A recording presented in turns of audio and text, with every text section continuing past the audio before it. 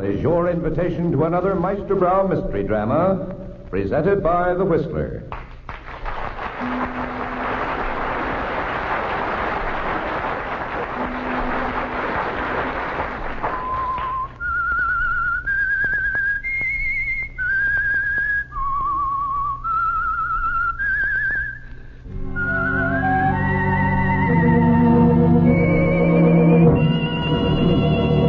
I am the Whistler, and I know many things, for I walk by night.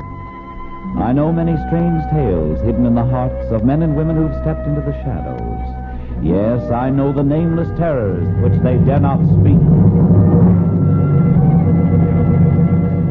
Meisterbrow Beer, the master brew, served more often in Midwest homes than any other beer, brings you another curious story by The Whistler.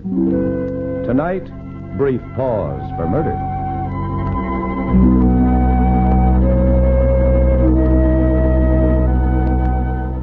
Roger couldn't recall the exact moment when it ceased to be a thrill to beam brightly at a microphone and announce... This is Roger Wixon bidding you good night. He was sure, though, that the glamour and magic of radio had gone out of his life the moment he'd married Tisha. Yes, and she'd taken a lot of other things out of his life, too. Things like pride and confidence and self-respect.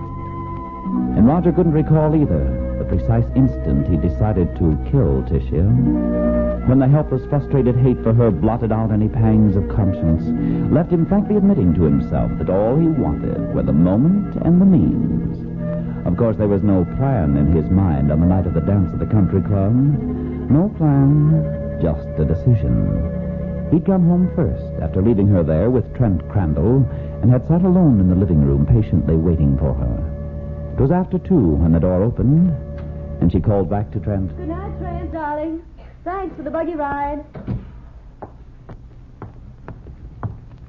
Well, Roger, you waited up for me. How sweet of you. Not at all. Just catching up on my reading here. Oh, reading Trent's new book. He'd be so flattered, darling. Had to fall back on something simple. Started on the Rover Boys, but I got stuck on the big words. That's why you waited up, isn't it? You thought up a clever remark all by yourself, and you wanted me to hear it. I only wanted to tell you, Tisha, that I think you're being very stupid. You mean about Trent? It makes no difference to me if you want to play footy with the town's most distinguished visitor. But our fellow citizens have a way of talking, you know. If you're implying that I'm not implying anything. Well, why don't you join us some evening? Play chaperone. Trent Crandall is a celebrity, Tisha, and whatever he does is news. If it got back to his wife, she might possibly misinterpret. She just might assume there was more to your association with Trent than a healthy interest in his books. There is? I love him. And it doesn't concern Mrs. Crandall the moment she's on her way to Reno. I see. And, of course, it doesn't concern me either. Shouldn't. When the divorce is granted, I'll be leaving you, naturally. Ah, there it is again. What? Facial expression number 2A. The inscrutable smile. You were wearing it at the club tonight. Rather expected to see the other one. Patient suffering, I believe it is. Good night, Tisha. You're glad I'm leaving you, aren't you? That's why you smiled. Maybe. Of course, you'll have to get along without my money. I said good night, Tisha. Just good night? No recriminations? You know, I couldn't sleep a wink if I thought you were brooding over something. Why, of course not. You were brilliant tonight, Tisha. I enjoy being sneered at in front of a room full of people. And it was an inspiration, you calling Mr. Gladney, the man I work for, the program director of a peanut whistle. He's an incompetent, offensive stuffed shirt. Why shouldn't I tell him so? Very well, Tisha. Is that all? That's all. All right, darling. This is Mrs. Roger Wixon, bidding you good night.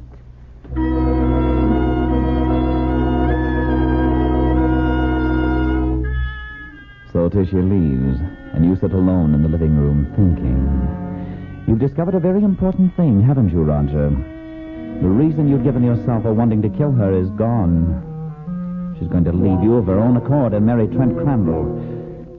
But it doesn't seem to make any difference, does it? Nothing matters, not even her money. You're going to kill her because you hate her. That's all the reason you need. how, Roger? How?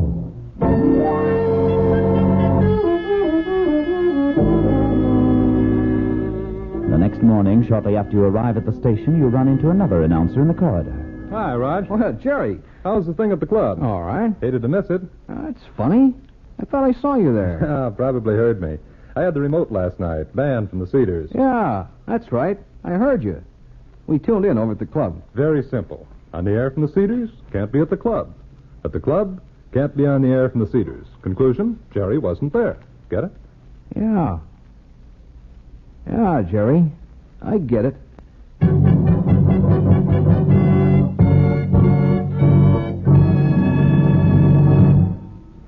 See what a hard life we radio announcers lead? Well, it can't be helped. The show must go on and all that sort of thing, you know. But honestly, radio announcing is a lot of fun, especially if you have a much-talked-about product like Meisterbrau beer to discuss. You see, the nice things we say about Meisterbrau beer are just the same things that folks are saying every day about this famous master brew. For instance, when we tell you that Meisterbrau beer is better 4 ways, better taste, better head, better body, and as a result, better value, well, that's exactly what Meisterbrau drinkers said about their favorite beer when they were interviewed recently by an independent research organization. Yes, Meisterbrau, the beer that's better 4 ways, always. So, friends, remember golden good Meisterbrau beer next time you're thirsty. You'll find the pleasure is all yours when yours is Meisterbrau beer. Now, back to the Whistler.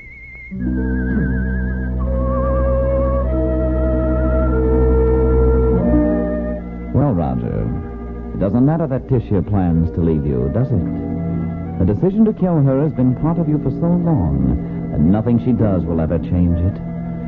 So you don't think of the why of it anymore, just the how. And part of the how took shape in your mind when Jerry Edwards explained that it was impossible for him to be both on the air from the Cedars and at the country club at the same time.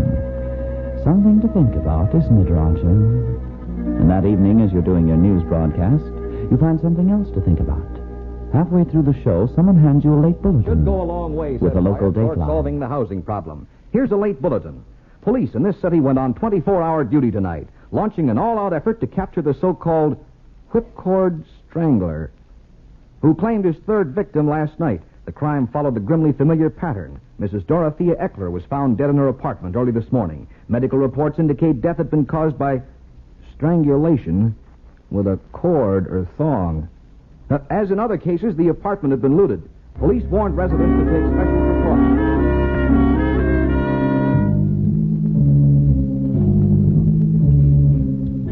You hope your listeners will attribute that catch in your voice to revulsion at the horrible crimes. But it's something quite different, isn't it, Roger? Another part of the how. You've decided now that Tisha will die in a way that will point to the whipcord strangler as the only suspect at the very moment you are broadcasting from the studio. It'll have to be a recording, of course. So there's another big problem. How can you get one of the station engineers to play a recording of your voice at the right time and to keep his mouth shut, no matter what happens? Because a recording must always be announced as a recording. That stops you, doesn't it, Roger? For 3 more days it stops you. Then fate steps in again. Mr. Gladney, the program director, called you into his office to meet a new employee. Want you to meet a new engineer, Wixon. Vern Stevens. Hello there. Hi. Be working with you on the night shift? I've seen you somewhere before, haven't I? I don't think so. Your name is Stevens? Yeah. Stevens. Well, I've got to run along. Explain the setup to Stevens, will you, Wixon? You bet, Mr. Gladney. You know, I'd swear I've seen you somewhere before. Must have been a couple of other guys. Haven't you got a station break coming up? Yeah. Let's do it.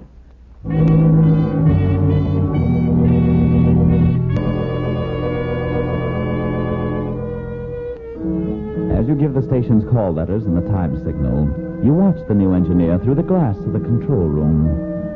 Try to imagine what he'd look like without the mustache, with a face a little less drawn. Then something clicks. You do know him. 6 years ago, at another small radio station in the Midwest. You cut off your mic, and the smooth voice of the network announcer booms from the loudspeaker over your head, introducing a program of dinner music. When you re-enter the control room, Stevens is showing elaborate interest in the dials on the instrument panel before him. Say, Stevens, Yeah? I'm sure we've met before. I don't know. There are lots of faces like mine. Not exactly like it. Huh? You just might be a guy I used to know at WSLR. I tell you, you're wrong. Will you let it go at that? Hey, cut that speaker, will you? I can't hear myself think. That's better. Look, Wixon, I'm new here. I don't want to be rude, but I've got to study this panel layout. Sure. Sorry, Stevens. I didn't mean to bother you, but you're just like a guy I used to work with at WSLR 6 years ago. Only his name was Spore. Vern Spore. My name's up there on my license. Take a look.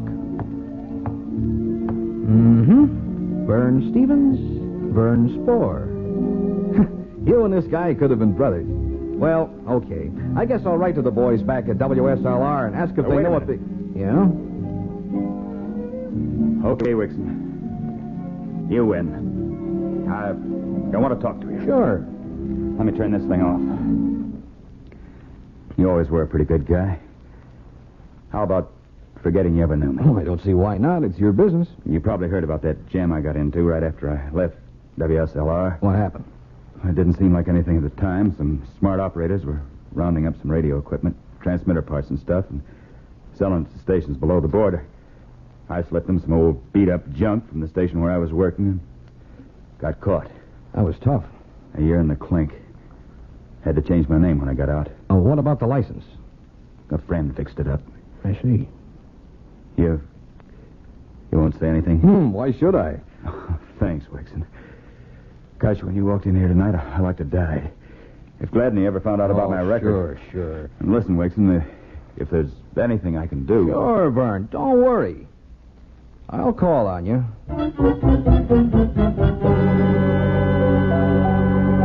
So that's all there is to the how, isn't it, Roger? Stevens is your man, and he'll play ball anytime you ask him. All that remains is when. And you can name your time. At least that's what you think until late that evening when you arrive home to find Tisha talking on the phone to Trent Crandall. Why, of course, Trent, darling. Anytime you say. When? Day after tomorrow. Oh, that doesn't give me much time to get ready. Roger. Oh, don't worry about him. After all, darling, what is he to say about it? But why should I talk it over with him? If I want to go to Hollywood with you, that's all there is to it. Well, I think you're being a little unreasonable, dear. All right. All right, if you say so, I'll talk to him. Yes, I'll call you back. Good night, darling. Good evening, Tisha. When did you come in? Just now. How is the dear boy? Trent? Naturally. Quite well, thanks. Are you concerned about Trent? I seem to have good reason to be concerned about him. I'm going to Hollywood with him, if that's what you mean. Do you want to make something of it? Maybe I do. I think you might have consulted me. Suppose I told you you have nothing to say. You intend to commit bigamy? What do you mean? I'm assuming you mean to marry him. After his divorce is final, of course. What about your own divorce? I'll take care of that. Don't worry. Did you ever stop to consider your grounds? You might have something to learn about divorces. You see, I happen to be the injured party, and there isn't a court in the country that would award you a divorce if I chose to contest it. Well, I might have been a little rash at that. You see, I assumed you had pride. You've left me very little. But you're right. I do have some pride. Tisha, you're not going to Hollywood with Trent. Wait a minute, Roger. You wait a minute. You're going to stay here with me for the next week after he leaves. Then we're going to leave town for our vacation together. And you can go on to Hollywood. I'll return alone. And supposing I don't agree... You can remain Mrs. Roger Wixon. It's all right with me. You want to call Trent back? Very well, Roger. I'll call him.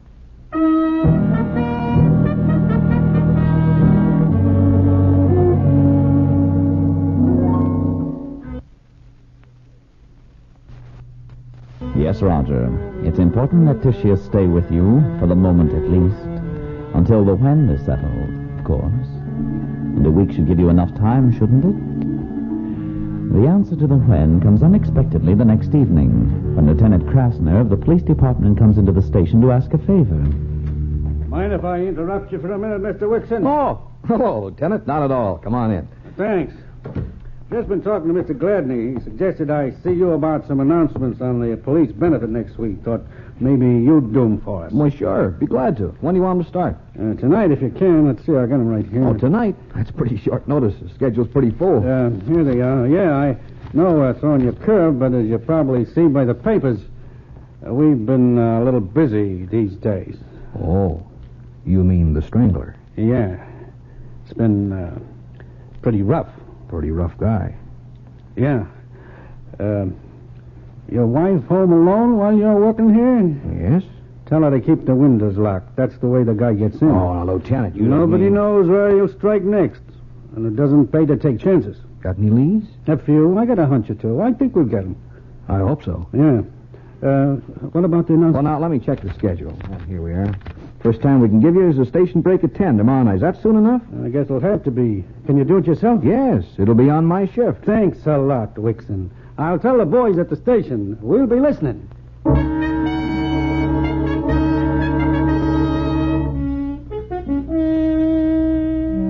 And that does it, Roger. The when is complete, too.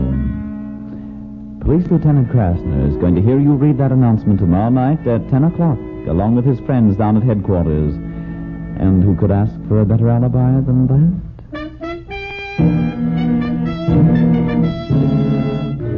Late that night, when you and Vern Stevens are alone at the station, you walk easily into the control room. He's turned off the annoying loudspeaker, as usual, when the boss isn't around, and glances occasionally at the dancing needle on the volume indicator to assure himself that the network program is going out to the listeners. I saw the 9 o'clock news, Vern. Okay, why? Can you keep something under your hat? Try me. I'd hate to have the old man find out, but I've got a chance to go to Hollywood. Yeah? Yeah, a friend of mine with an agency out there thinks he could use me. I'll make more dough on one broadcast than I get in a week around here. Gee, that's great. Going big time, Oh, huh? it's not definite yet. That's why I don't want anybody around here to know. You're the only one I've told. But I just got a wire from the guy, and he'll be going through on a special tomorrow night. And if I didn't have to work, I could talk to him for about 20 minutes while the train is stopped. But I gotta work. Well, why not trade shifts tomorrow night with one of the other guys? Well, I'd have to say why, and I don't want anyone else to know about it, you know. Oh, won't the guy come up from the depot? You don't ask guys like that to come up from depots. Nope. Guess I'm sunk. Can't be in two places at once. Yeah. It's pretty important you meet this guy, isn't it? It might mean I could get out of this dump. Oh, forget it. There's no use. Hey, wait a minute. What time does the special get in? 9:55. Let's see. At 9:45, we got a band on the net from Hollywood. At 10, we take Murder Manor from New Yes, York. but there's a station break at 10 and that police announcement and time signal. And I'm sunk because I've got to be in front of a mic for 30 seconds. What are you talking about? Let's record it. Huh? Sure, we can do it tonight, right here in the studio. Give the call letters, the time signal, and your announcement. I'll play the record for you tomorrow night at 10. That means you can leave here at 9:45 and won't have to be back until the 10:30 break. Gives you 45 minutes. What, do you think it'd work? Why not? Well, suppose Gladney finds out I left the station. I'll get canned. How's he going to find out? We'll be alone here, and after I play the record, I'll destroy it. Vern, did anybody ever tell you you were a genius?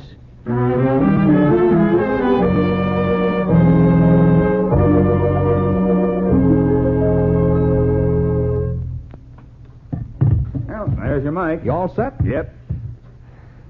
Got your copy? Yeah, right here. Okay, we're ready. I'll cue you from the booth. Right.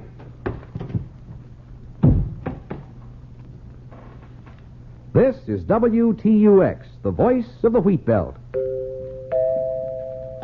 It's 20 seconds before 10 p.m. Friends, here's a chance for you to show your appreciation. Cut. Hold it. What's the matter? Just got an idea. I started over and purposely make a mistake and then correct it. Mistake? Why? Simple. If you give the time wrong and then correct yourself, it'll sound more than ever like you're actually in the studio. Nobody'd ever dream it was a record. Okay, let's try it. Watch me for the cue. This is WTUX, the voice of the Wheat Belt. 20 seconds before 9 p.m. Correction, 10 p.m. Friends, here's a chance for you to show your appreciation for the men who protect your homes and loved ones 24 hours a day, year in and year out. So it's done, Roger. The record is made, ready to go. and you know you can count on Vern Stevens to come through for you. The next day is the big one, but you manage to go through your normal routine at home during the morning and early afternoon. As usual, you don't say much to Ticia, only enough to discover that since Trent Crandall has left for Hollywood, she'll be home all evening, alone.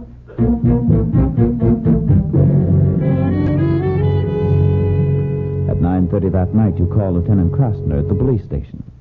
Just thought I'd remind you, Lieutenant, your announcement goes on in half an hour. Yeah, I think it'll do the job. At 9:45, you give the station call letters and start out of the studio. Okay, Vern. I'll see you before 10:30. Right. And don't forget to bust that record if the old man... Don't worry about that. I'll carry the secret to my grave.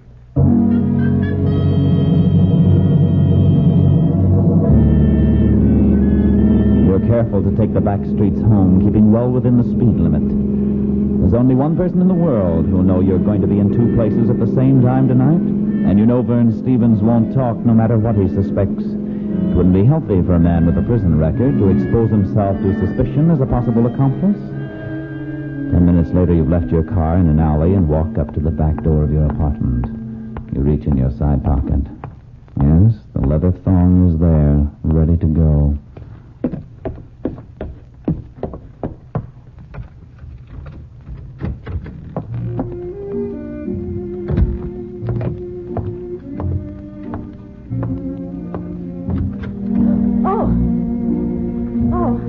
It's you.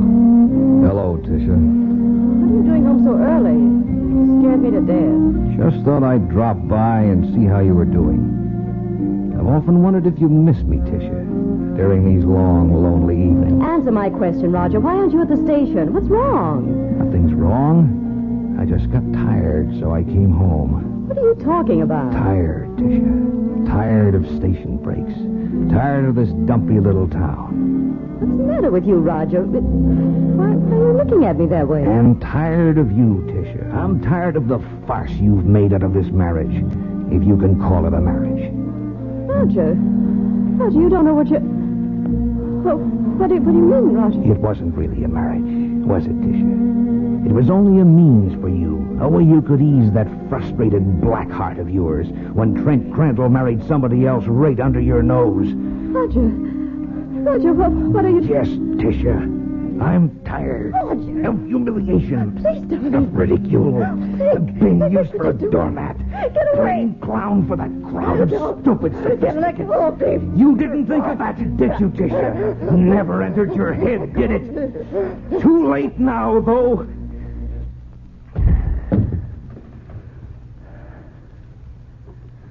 Too late.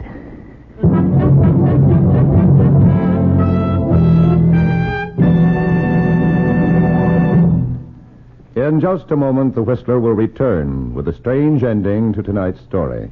But suppose we turn for a moment from this horrible scene in Roger and the late Ticia's living room to the thousands of happy living rooms around this country tonight. If we were able to look into some of these homes, perhaps your own, we'd find any number of people enjoying the refreshing goodness of golden Meisterbrau beer right now. You see, more Meisterbrau is served in Midwest homes than any other beer. That means a lot of homes with a lot of happy, refreshed individuals in them. Now, in case you haven't enjoyed sparkling Meisterbrau beer at your house for quite a little while, why not lay in a supply of this famous Master Brew, the beer that's better 4 ways? With golden good Meisterbrau beer in the house, you're always set for that evening of refreshing entertainment, either for yourself or for those friends who drop in unexpectedly. Yes, you'll find that the pleasure is all yours when yours is Meisterbrau beer. Now, back to the Whistler.